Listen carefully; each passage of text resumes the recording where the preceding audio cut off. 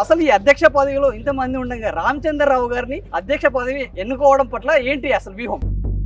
ఇంతమంది ఉన్నారంటే పార్టీ పెరిగింది కాబట్టి అంతమంది ఉన్నారు.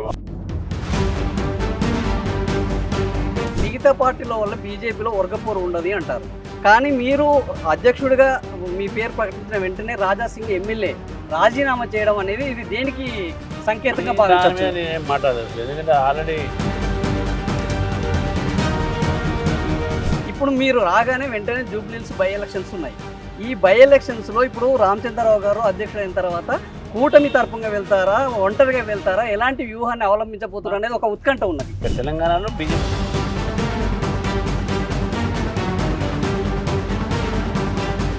స్థానిక ఎన్నికలు అనేది కూడా బీజేపీకి ఈసారి ప్రతిష్టాత్మకం. మీరు గతంలో జిహెచ్ఎంసీ ఎన్నికల్లో అప్పుడు ఆ పార్టీ అధ్యక్షుడిగా, నగర అధ్యక్షుడిగా ఉన్నప్పుడు అత్యధిక సీట్లు సంపాదించారు. అదే సెంటిమెంట్ ఇప్పుడు కూడా వర్తిస్తుందా? స్థానిక సంస్థల్లో కూడా బీజేపీ విజయ తీరాలను చేరుతుందా?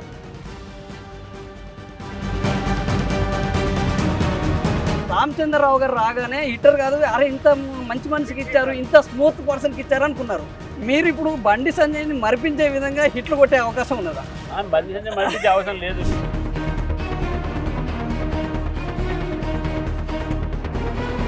చంద్రబాబు వెనక ఉండి పావులు కదపడం వల్లనే రామచంద్రరావు గారు ఈరోజు అధ్యక్షుడయ్యారు అంటున్నారు. ఇది ఎంతవరకు వస్తుంది? ఎక్కడ ఆడిన పావులు కన్నా ఎక్కడ ఆడిన వాళ్ళు ఈసారి అధ్యక్షులు అవుతారని బాగా ప్రచారం జరిగింది. అయితే ఈ బీసీ కార్డు పక్కన పెట్టారు బీజేపీ అనేది ఒక వార్తలు బాగా వినిపిస్తున్నాయి.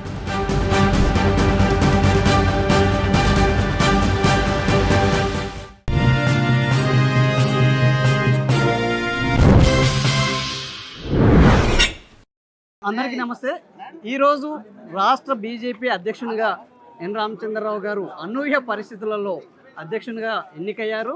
అయితే గతంలో జరిగిన దానికంటే ఈసారి రాష్ట్ర బీజేపీ అధ్యక్షుల ఎంపిక ఎన్నిక అనేది చాలా వివాదాస్పదంగా మారింది, అత్యంత ఉత్కంఠంగా కూడా మారింది.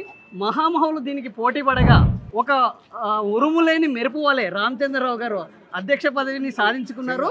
అయితే ఈ అధ్యక్ష పదవిని సాధించుకోవడంలో ఆయన అవలంబించిన వ్యూహం ఏమిటి, ఆయన మీద ఉన్న ఎక్స్పెక్టేషన్స్ ఏంటి, రేపు రాబోయే ఎన్నికల్లో ఈ విజయ తీరాలకు ఏ విధంగా నడిపించబోతున్నారని చెప్పడానికి మనతో పాటు రామచంద్ర గారు ఉన్నారు. ఆయన అడుగుదాం. సార్ అన్న, మీకు మొట్టమొదటి శుభాకాంక్షలు. మీ మీద చాలా ఎక్స్పెక్టేషన్స్ ఉన్నాయి, మీ ముందు సవాళ్ళు ఉన్నాయి. వీటన్నిటిని ఎదుర్కొనే ముందు అసలు ఈ అధ్యక్ష పదవిలో ఇంతమంది ఉండగా రామచంద్రరావు గారిని అధ్యక్ష పదవి ఎన్నుకోవడం పట్ల ఏంటి అసలు వ్యూహం? ఎంతమంది ఉన్నారంటే పార్టీ పెరిగింది కాబట్టి అంతమంది ఉన్నారు. నన్ను ఎన్నుకున్నారు కాబట్టి ఒకటే పోస్ట్ ఉంటుంది, ఒకటే ఎన్నుకుంటారు. ఎవరైనా ఎన్నుకోవచ్చు. అది ఎందుకు ఎన్నుకున్నారు ఏది దాని యొక్క కారణాలు మా అధిష్టానం నిర్ణయిస్తుంది. అందరిని పెట్టుకొని ఇటు అటు అది చూస్తారు. కాబట్టి నాకు ఇచ్చినందుకు నేను సంతోషంగా ఉన్నాను. నేను వారికి కృతజ్ఞతలు తెలియజేస్తున్నాను మా అధిష్టానానికి. ఓకే, అధ్యక్ష పదవి సమర్థులకే ఇస్తాము అని అధిష్టానం ఇప్పటికే ప్రకటించింది. అధ్యక్షుడిగా సమర్థుడిగా రామచంద్రరావుని ఎన్నుకున్నారు. సో మిగతా వాళ్ళని మనం ఈ ఉద్దేశంలో ఏమనుకోవచ్చు? సమర్థత రామచంద్రరావు గారికి అధ్యక్షుల పదవికి తప్ప ఇంకా వేరే వాళ్ళకి లేదని అనుకోవచ్చు? లేదు, అట్లా సమర్థనకు ఇస్తానని చెప్పలేదు. అన్నీ ఆలోచించి ఇస్తానని చెప్పారు. కానీ అందరు సమర్థులే, మా పార్టీలో అందరు నాయకులు సమర్థులే. ఎవరికి ఇచ్చినా కలిసి పనిచేసేటటువంటి ఒక ఆలోచన అందరికీ ఉన్నది. రేపు నాకు రాకుండా వేరే వాళ్ళకి వచ్చినా నేను కలిసి పనిచేస్తుండే. కాబట్టి అటువంటి ఆలోచన ఏమి ఎవరికి లేదు. అందరూ ఎఫిషియెంట్. మిగతా పార్టీల వల్ల బీజేపీలో వర్గపోరు ఉండదు అంటారు. కానీ మీరు అధ్యక్షుడిగా మీ పేరు ప్రకటించిన వెంటనే రాజాసింగ్ ఎమ్మెల్యే రాజీనామా చేయడం అనేది ఇది దేనికి సంకేతంగా భావించవచ్చు? నేను మాట్లాడలేదు, ఎందుకంటే ఆల్రెడీ అది జాతీయ పార్టీ అధిష్టానంలో దృష్టిలో ఉన్నది. దాని మీద నేను కామెంట్ చేయను. ఇప్పుడు మీరు రాగానే వెంటనే జూబ్లీహిల్స్ బై ఎలక్షన్స్ ఉన్నాయి. ఈ బై ఎలక్షన్స్లో ఇప్పుడు రామచంద్రరావు గారు అధ్యక్షుడైన తర్వాత కూటమి తరపుగా వెళ్తారా, ఒంటరిగా వెళ్తారా, ఎలాంటి వ్యూహాన్ని అవలంబించబోతున్నారు అనేది ఒక ఉత్కంఠ ఉన్నది. ఎలా పోతున్నారు? కూటమి లేదండి. ఇక తెలంగాణలో బీజేపీ ఒంటరి పోరాటం ఉంటుంది, ఒంటరిగా పోటీ చేస్తాము. దాని ఒక సంబంధించినటువంటి ఒక ఆలోచన స్టేట్లో మా నాయకులతో కలిసి చేస్తాము. డెఫినెట్గా జూబ్లీహిల్స్ కైవసం చేసుకునే ప్రయత్నం మేము చేస్తాం. అదేవిధంగా స్థానిక ఎన్నికలు అనేది కూడా బీజేపీకి ఈసారి ప్రతిష్టాత్మకం. మీరు గతంలో జిహెచ్ఎంసీ ఎన్నికల్లో అప్పుడు ఆ పార్టీ అధ్యక్షుడిగా, నగర అధ్యక్షుడిగా ఉన్నప్పుడు అత్యధిక సీట్లు సంపాదించారు. అదే సెంటిమెంట్ ఇప్పుడు కూడా వర్తిస్తుందా? స్థానిక సంస్థల్లో కూడా బీజేపీ విజయ తీరాలను చేరుతుందా? ఈసారి మేయర్ బీజేపీదే హైదరాబాద్, ఇంకా వేరే ఆలోచన లేదు.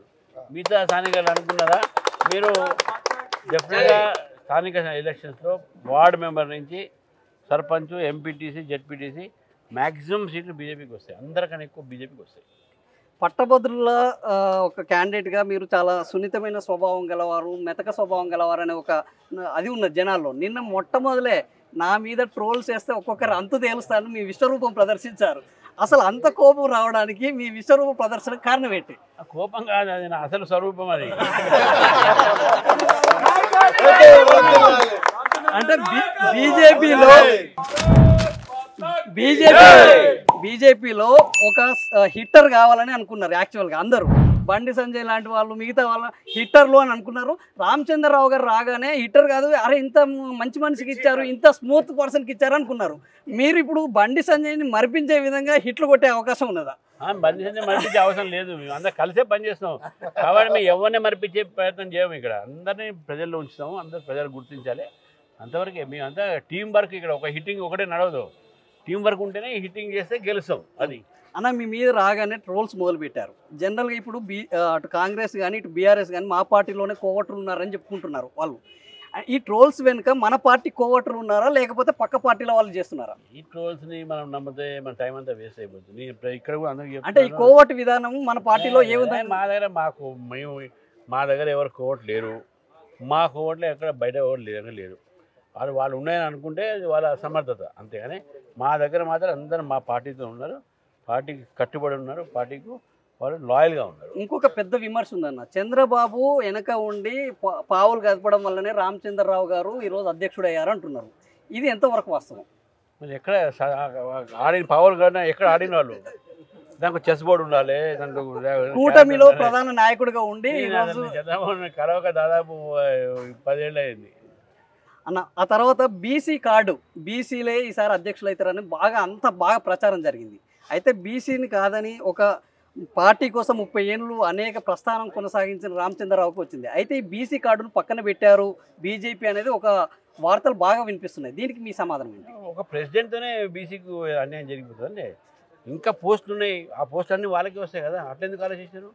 అందుకని అట్లా BJP is pro BC. BJP ఒక బీసీ పక్షపాతి. మా ప్రధానమంత్రి ఈరోజు బీసీ, మా మంత్రులే ఈరోజు ఎక్కువ మంది బీసీలు ఉన్నారు మోదీ గారి ప్రభుత్వంలో. మాకు బీసీ కమిషన్ పెట్టిందే మేము. వాళ్ళకి మాట్లాడే అధికారం ఏముందంటే ప్రెసిడెంట్ వేరే కమ్యూనిటీకి వస్తే ఇక బీసీ అన్యాయం అయిపోయాడు. మేము మాట్లాడుతున్నారు వాళ్ళు కాంగ్రెస్ వాళ్ళు, బీఆర్ఎస్ వాళ్ళు. మా పార్టీలో చూడండి ఓబీసీ ప్రెసిడెంట్ మీరు లక్ష్మణ్ గారికి రాజ్యసభ ఇచ్చినాం, ఆర్ కృష్ణ గారికి రాజ్యసభ ఇచ్చినాం. వాళ్ళు ఇచ్చినా ఎవరికైనా అంటే ఎవరికి ఇచ్చిన నీ కులాలు నమ్మను కాబట్టి నేను నోరు ఇప్పదలుచుకోలేదు, లేకుంటే వాళ్ళ బండారం అంతా బయటపడుతుంది. ఇప్పుడు మీరు రాగానే ఒక్కటేసారి అటు బీఆర్ఎస్ ఇటు కాంగ్రెస్ మీ మీద దాడికి మొదలుపెట్టినాయి. ఇప్పుడు మీకు అసలైన ప్రతిపక్షం ఎవరు, బీఆర్ఎస్ఆ కాంగ్రెసా? బీఆర్ఎస్ మర్చిపోయారండి పబ్లిక్.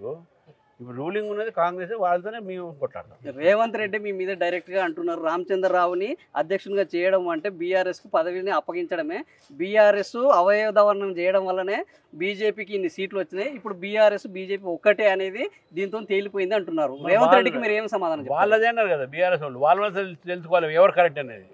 వాళ్ళదే అన్నారు బీఆర్ఎస్ అదే అంటారు అన్న. చివరిగా లాస్ట్ 3 ఏళ్ళు మీ పదవీ కాలం, ఎన్నికలు ఇంకా 4 ఏళ్ళు ఉన్నాయి. ఈ 3 ఏళ్ళ పదవీ కాలం తర్వాత మీరే ఎన్నికలను తీసుకెళ్ళబోతున్నారా, మళ్ళీ కొత్త అధ్యక్షుడికి వేరే పగ్గాలు ఇచ్చి ఇది ఎట్లా జరగబోతుందని? నా కాల పరిమితం వరకే నేను అధ్యక్షుడిని, తర్వాత 2వ అధ్యక్షుడు తప్పకుండా దానికి రావాల్సిన ప్రక్రియ ప్రకారం. మీ భవిష్యత్ ప్రణాళిక ఏంటి?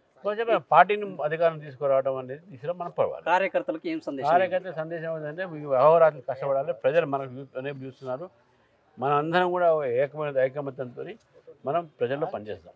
ధన్యవాదాలు. బీజేపీ రామచంద్రరావు గారి యొక్క వ్యాఖ్యలు చెప్తున్నారు. ఖచ్చితంగా మాకు ప్రతిపక్షం అనేది కాంగ్రెస్ పార్టీ మాత్రమే. రేవంత్ రెడ్డి అదే మాట్లాడుతున్నారు, బీఆర్ఎస్ అదే మాట్లాడుతున్నారు. వీరు ఎన్ని మాట్లాడినా కూడా రాబోయే ఎలక్షన్లలో బీజేపీ అధికారాన్ని కైవసం చేసుకుంటుంది. త్వరలో జరిగే స్థానిక సంస్థల ఎన్నికల్లో కూడా మేయర్ పదవి బీజేపీ చేపడుతుందని చాలా హుందాగా చాలా ధీమాతోటి రామచంద్రరావు గారు చెప్తున్నారు.